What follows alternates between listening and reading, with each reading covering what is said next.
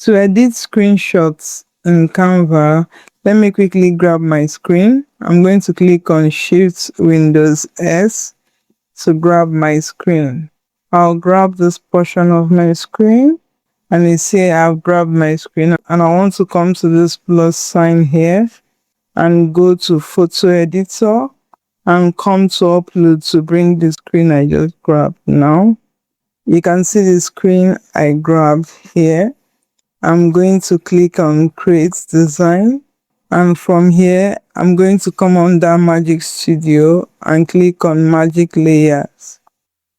And you can see from here that everything on my screen is editable. Even my mouse pointer, I'm able to move it around. And you can come into position, go over to layers, and see that you can edit anything that is on your design. You see all those images are editable, the text here are editable.